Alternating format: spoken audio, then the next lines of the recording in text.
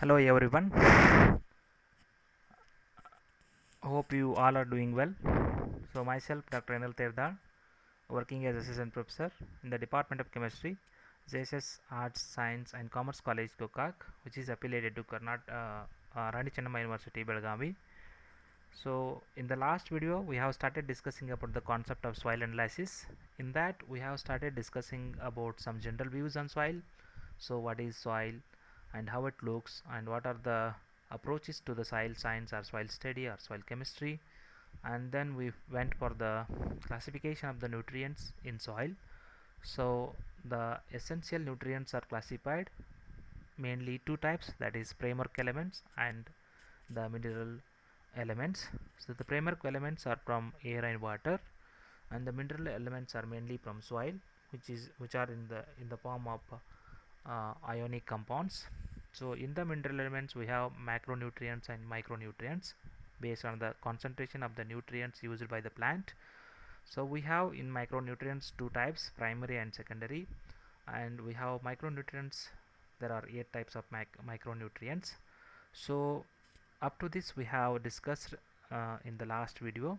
So from here we will start discussing about the importance of these essential nutrients and their classifications, and then their deficiency diseases for the plants. So first we will start discussing about the importance of framework elements and their deficiency and their deficiencies. The framework elements are carbon, hydrogen and oxygen. So the carbon, which is a source of energy and which is really required for the stomatal operation. The 50% of this material is of dried plant matter, which is carbon, and which is used in building up sugars, starches, lignin and proteins. And hydrogen builds sugars and, for example, glucose and so on, and which is used or which is important for respiration. This helps to propel the electron transport chain. Hydrogen is abundant in our atmosphere. Oxygen in conjunction with nitrogen for the process of denitrification. Oxygen can interact and oxidize other elements. Plants do not take oxygen from the atmosphere. In turn, plants absorb oxygen via the breakdown of carbon dioxide. So in nutshell, so framework elements are important, which can generate organic compounds in the soil. Any organic if you take from the plant, so which contains these framework elements, that is carbon, hydrogen and oxygen. The deficiency of these elements is very rare because the plant have a steady supply of these framework elements through the water and glucose. And the deficiency effects of this normal these framework elements, which retards the normal growth and development of the plants. So we know the how the chlorophyll how these organic compounds are generated. So you can see here the carbon dioxide and water reacts in presence of sunlight, which gives us glucose and many other carbohydrate units. So these are all compounds containing framework elements, that is carbon, hydrogen and oxygen. Well, so we will discuss more on macronutrients. In that we start discussing about the significance of the primary macronutrients, that is nitrogen, phosphorus and potassium. So nitrogen is really needed in a greater amount for the growth of the plants. It is a component of energy molecules and the part which is also a part of chlorophyll molecule. Well, so what is the deficiency of leads the leads disease in the plants? So nitrogen deficiency leads light green upper younger leaves. You can see here the nitrogen deficient leaf, which is a corn leaf. Here is a healthy leaf and here is a nitrogen deficient leaf. So yellow lower older leaves, you can see here the yellow coloration takes place upon the deficiency of the nitrogen. If you take the next primary macronutrient, that is phosphorus. Phosphorus is a key element in photosynthesis process. It is a component of energy molecules and which catalyzes many of the biochemical reactions in the plant system. So deficiency of the phosphor leads dark purple decoloration on the leaf tips. You can see here dark purple decoloration in the leaf tips. So if you compare with the healthy leaves, you can see the dark purple decoloration on this leaf. And the second deficient disease is stunted plants with a fewer roots for the phosphorus deficiency concentration. And the third primary macronutrient is potassium. Potassium helps in the photosynthesis process and the movements of the nutrients.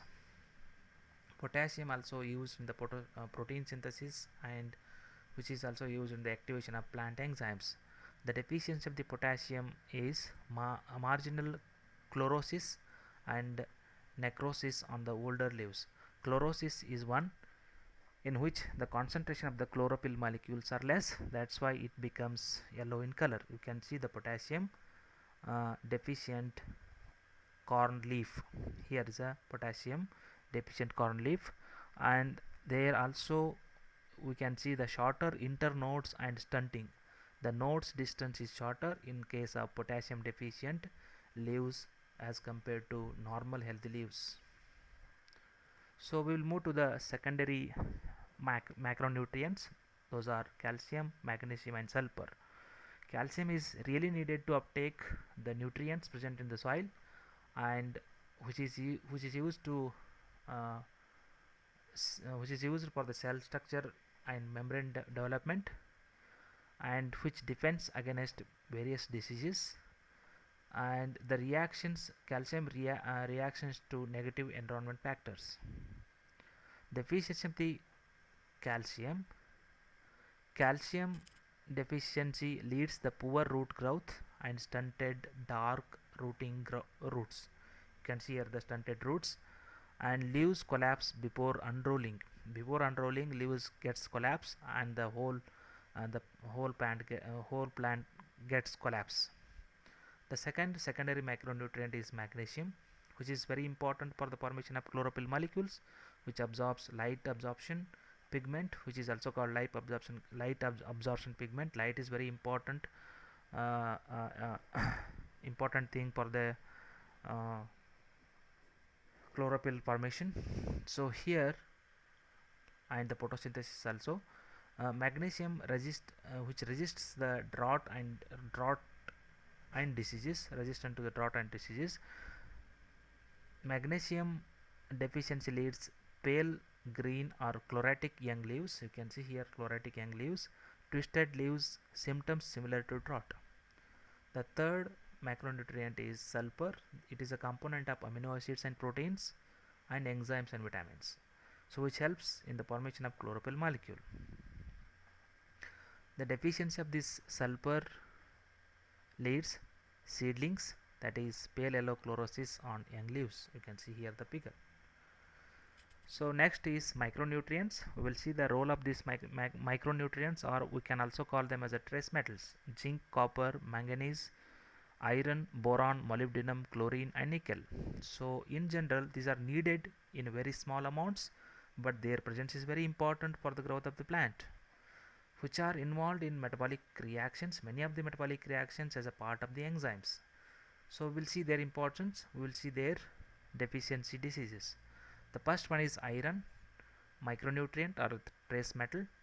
Iron plays a crucial role in many metabolic processes such as DNA synthesis, respiration and photosynthesis, which is also important in chlorophyll synthesis and also in enzymatic activator.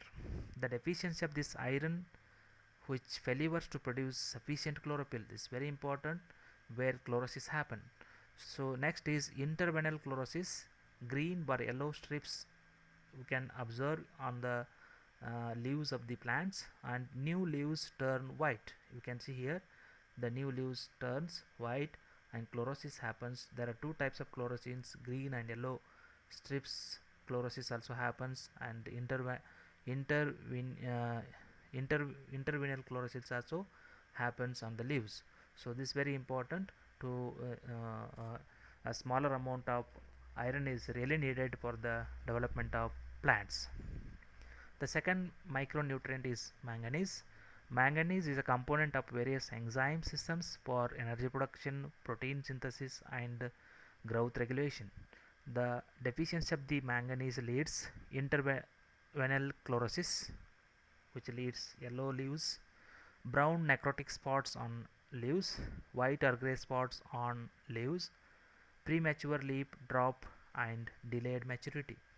So of course the micronutrients are needed lesser and lesser quantity, but the presence of their concentration is very important for the growth of the plants. The next micronutrient is zinc. It is used in the formation of chlorophyll and some carbohydrates, conversion of starches to sugars, and its presence in the plant tissue helps the plant to withstand cold temperatures.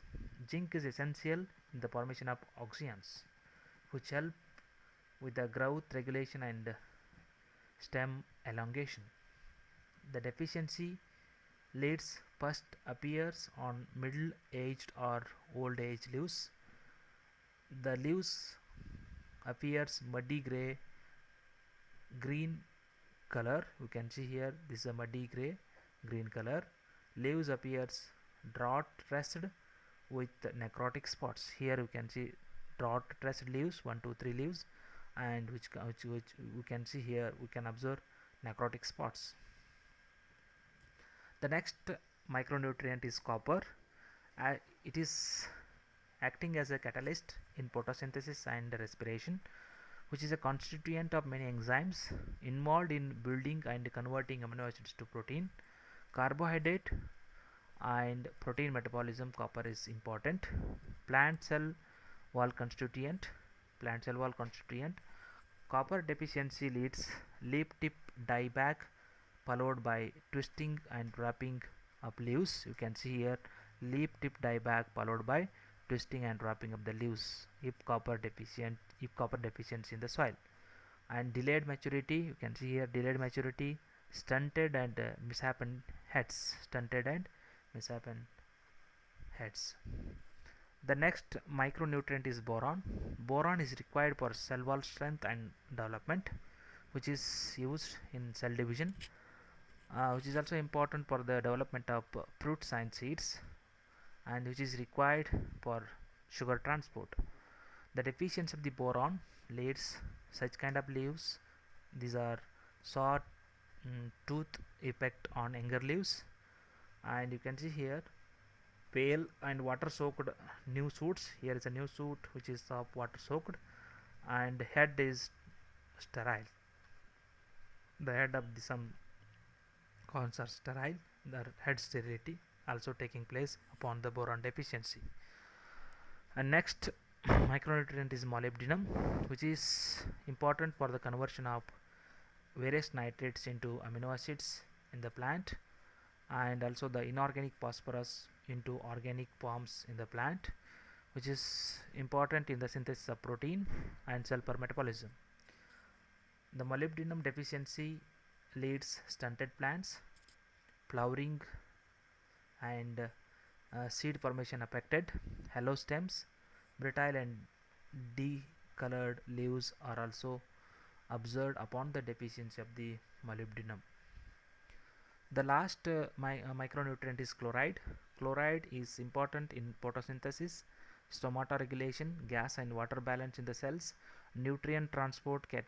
Those nutrients are calcium, potassium, and magnesium.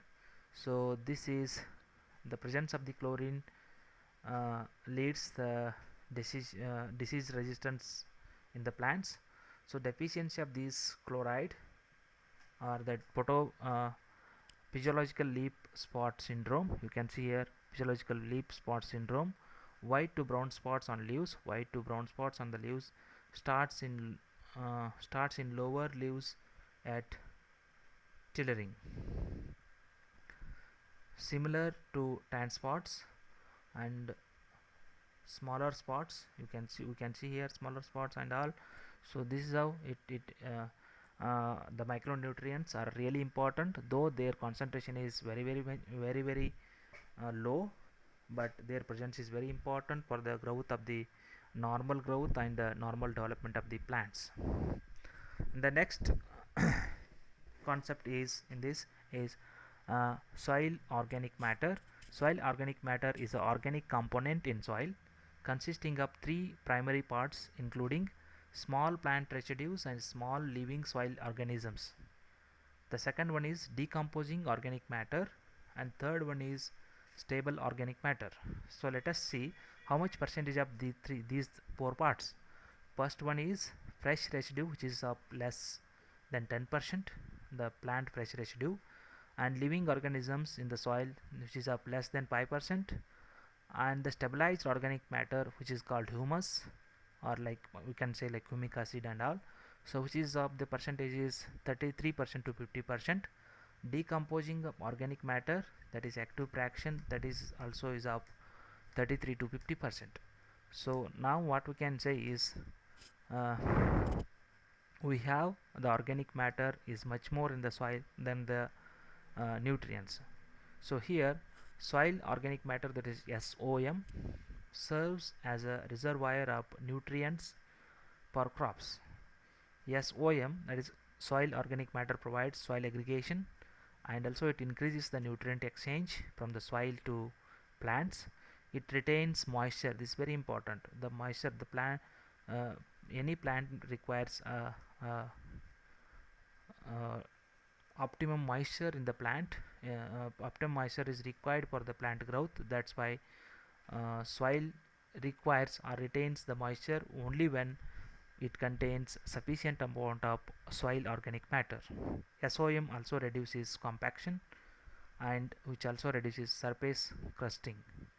SOM increases the water infiltration into the soil. So this is the importance of the soil organic matter in the soil. So in the next video we will discuss about the how we can determine the micronutrients or macronutrients in the soil, and also how we can determine the pH of the soil. So this is all about the today's video. If you have any questions, please comment in the comment box. We can discuss. Thank you.